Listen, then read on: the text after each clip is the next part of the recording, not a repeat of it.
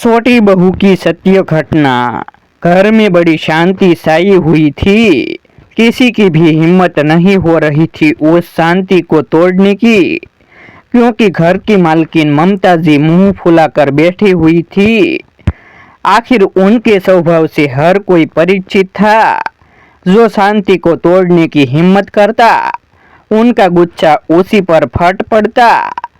इसीलिए सब चुपचाप अपने अपने काम में लगे हुए थे और उनके सामने जाने से बच रहे थे।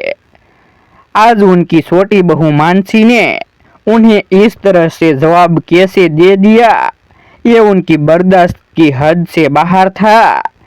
जबकि बड़ी बहू मेघा ने भी आज तक जवाब नहीं दिया था। ये अलग बात है कि वो अपने पति के साथ दूसरे शहर में रहती थी और यहाँ साल में एक दो बार आती थी। आखिर इतने बड़े परिवार की बागडोर उन्होंने इतने सालों से संभाल रखी थी। पति तो थे नहीं, काफी साल पहले उनकी मृत्यु हो गई थी। लेकिन अपने जाने से पहले वो अपने दोनों बेटे और एक बेटी की शादी कर गए थे। घर में बड़ा बेटा संजय और उसकी पत्नी मेघा और उनके दो बच्चे थे। नौकरी के कारण संजय अपने परिवार के साथ दूसरे शहर रहता था।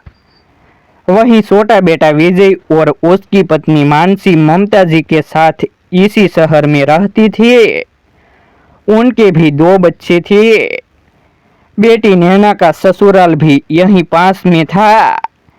आज सभी लोग घर पर ही मौजूद थे। नैना अपने पति गौरव के साथ सुबह सुबह ही आ गए। बड़े भैया भाभी भी अपने बच्चों के साथ आए हुए थे। दरअसल मेघा और संजय के बेटी की सगाई 2 दिन बाद होनी थी।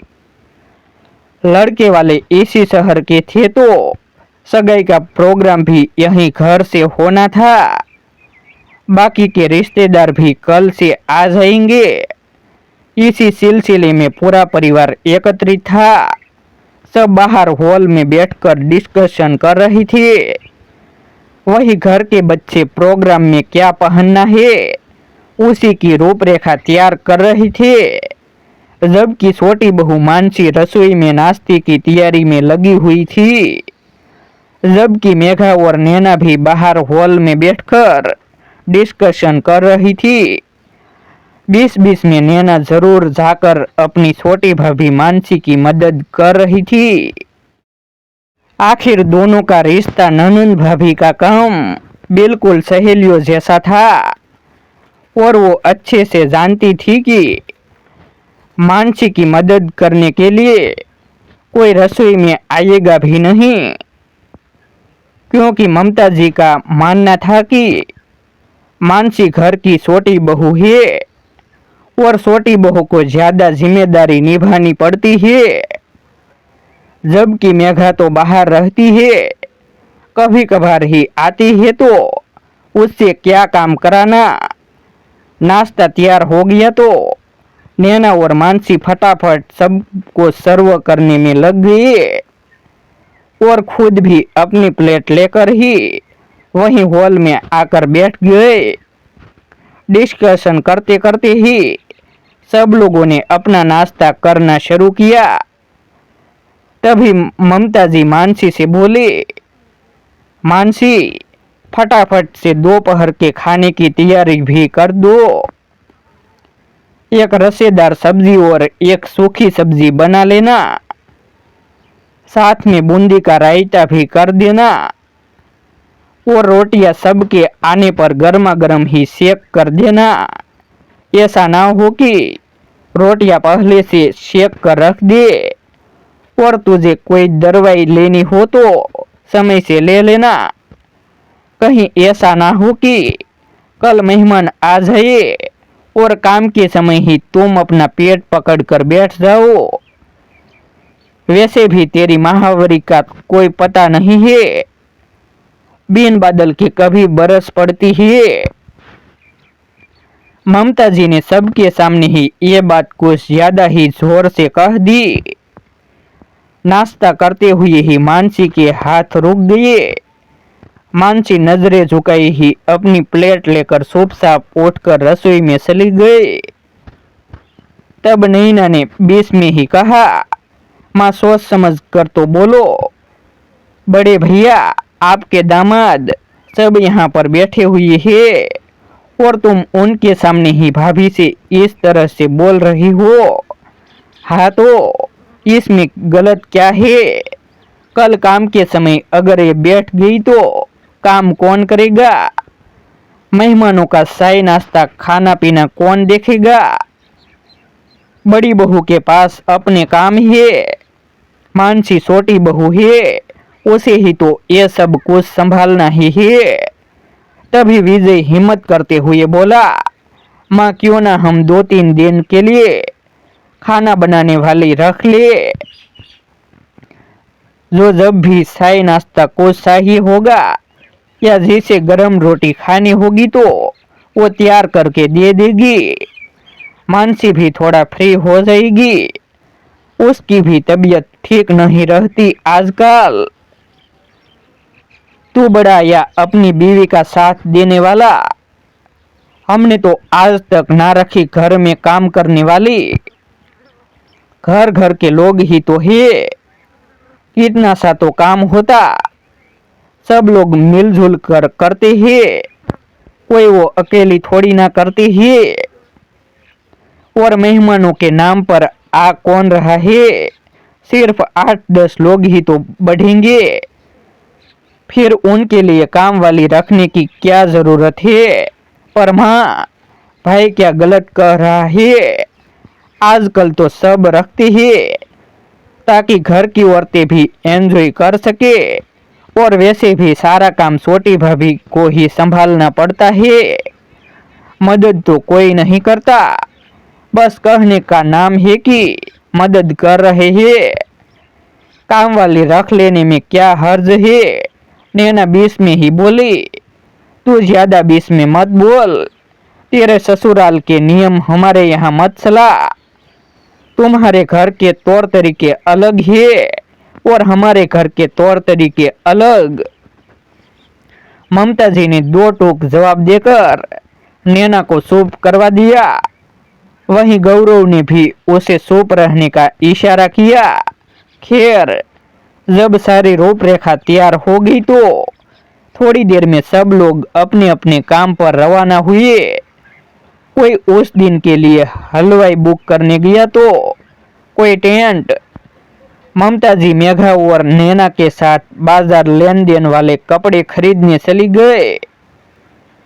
उधर बच्चे भी अपनी अपनी तैयारी के लिए रवाना हो गए और इधर मेघा रसोई में खाने की तैयारी कर रही थी। लेकिन तैयारी करते करते ही उसके पेट में जोर से दर्द होने लगा और वह महीने से हो गई। अब तो उसका दिल जोर जोर से धड़कने लगा। ममता जी को पता चलेगा तो वो सबके सामने ही हंगामा कर देगी, क्योंकि बोलने से पहले तो सोचती भी नहीं थी, पर फिर भी हिम्मत कर खाने की तैयारी तो करके रख दी और कमरे में आकर थोड़ी देर लेट गई। लेटे लेटे उसे कब नींद आ गई उसे पता ही नहीं चला। जब दरवाजे की डोर बेल बजी तब जाकर उसकी नींद टूटी। उठते ही उसने टाइम देखा तो 4 बज चुकी थी। हड़बड़ाकर वो बिस्तर से उठी और दरवाजा खोलने के लिए भागी। दरवाजा खोला तो सामने ममता जी, मेघा और नैना खड़ी थी। बहू इतनी देर कैसे लगी दरवाजा खोलने में? सो गई थी क्या? अरे घर में काम कितना है और तू जाकर सो गई? माँ जी, वो मेरे पेट में, कहीं तू महावरी से तो नहीं गए? मानसी ने चुपचाप नजरें झुकाई, गर्दन हिलाकर हाँ कर दी। ये देखकर ममता जी दरवाजे पर खड़ी खड़ी ही चिल्लाने लगी, तुझे कहा था ना दवाई ले लेना, लेकिन नहीं, अब हो गई ना महावरी से। अरे हम तो फिर भी खा लेते हैं ऐसे में तेरे हाथ का खाना, लेकिन जो रिश्तेदार आ रहे हैं उनके घर में तो 3 दिन का नियम है। उन्हें पता चल गया तो वो तेरे हाथ का खाना भी नहीं खाएंगे। अब 3 दिन रहना रसोई के बाहर। घर में खुशी का माहौल था, बर्बाद कर दिया तूने। तुझे भी किसी की खुशी देखी नहीं जाती। अरे घर की छोटी बहू काम करती हुई अच्छी लगती है, जिम्मेदारी लेती हुई अच्छी लगती है, और तू कामचोर। ममता जी के मुंह में जो भी आ रहा था वही बोले जा रही थी। एक तो पेट दर्द, ऊपर से माहवारी की छेड़, और फिर ममता जी की ये ताने। आखिर मानसी से बर्दाश्त नहीं हुआ और वो बोल पड़ी, माजी में कोई जानबूझकर तो महावरी से हुई नहीं हो, फिर क्यों आप बात को पकड़कर खींचे जा रही हो। और मैंने काम करने से कभी इनकार नहीं किया है।